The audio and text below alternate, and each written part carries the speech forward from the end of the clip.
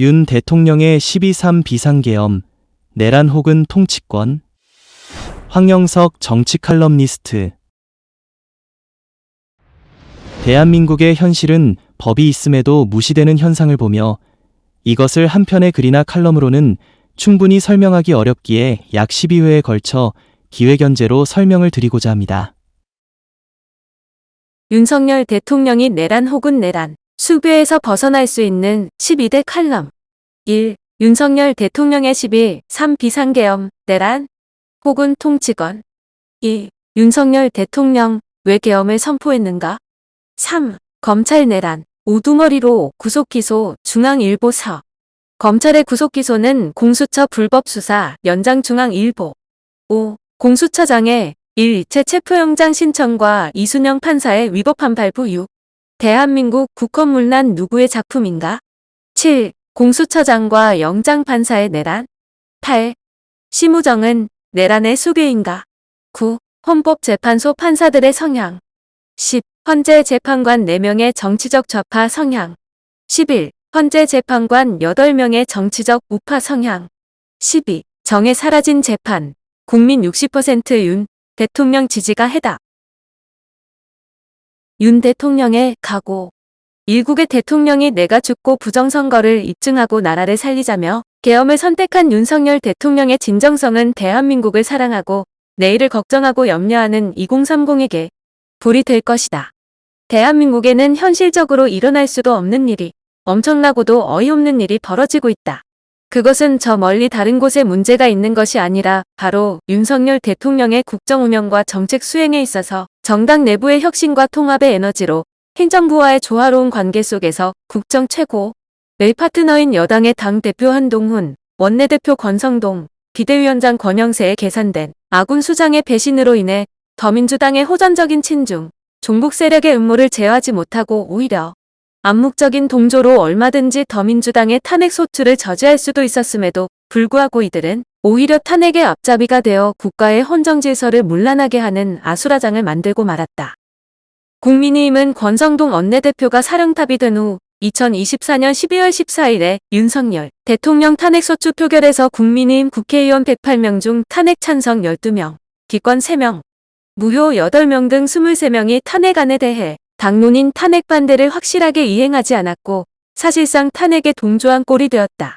국민의힘은 어쩌다가 박근혜 전 대통령의 탄핵의 앞잡이에서 또다시 내란의 힘이 되었나?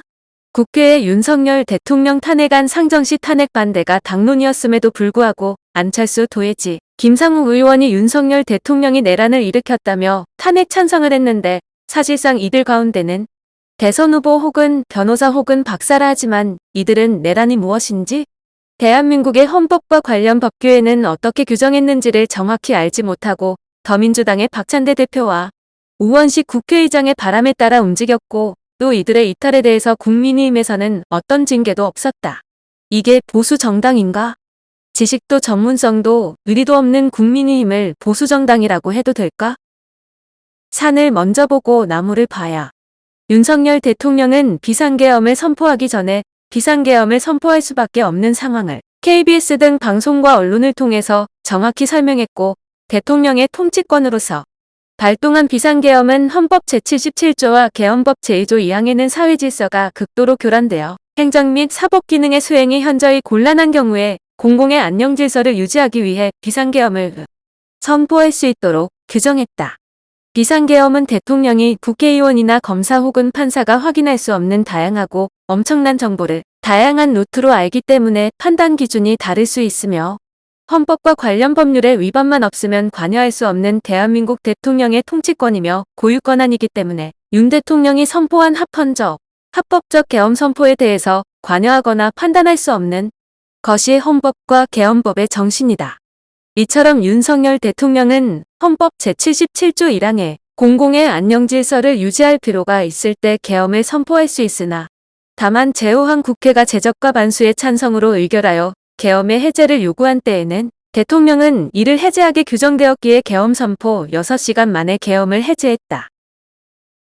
헌법재판소는 이런 맥락 속에서 윤석열 대통령의 계엄 선포가 형법 제87조의 내란과 형법 제91조의 국헌문안에 해당하지 않는다는 것은 너무나 명백한 일이기에 탄핵 이후의 기록이나 소소한 것으로 재판을 하고 있는데 먼저 산을 보고 나무를 봐야 하고 국회에서 국회의원을 현혹하고 방송으로 국민들을 기망하여 내란에 해당한다며 쇼를 벌였으나 즉시 기각을 해야 한다.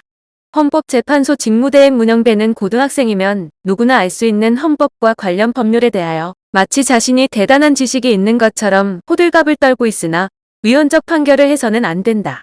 윤석열 대통령이 비상계엄을 선포하기 전에 이재명의 더민주당은 이재명의 대장동과 백현동 사건을 수사한 검사와 선관위원회를 감사한 감사원장을 비롯한 22명의 중요 기관장을 탄핵하여 어떤 때보다 국가의 안녕 질서를 유지할 필요가 있었기에 윤 대통령이 비상계엄을 발동하는 것이 대통령으로서 직무를 유기하지 않는 일이며 계엄을 통해서라도 국법은 세워야 했다.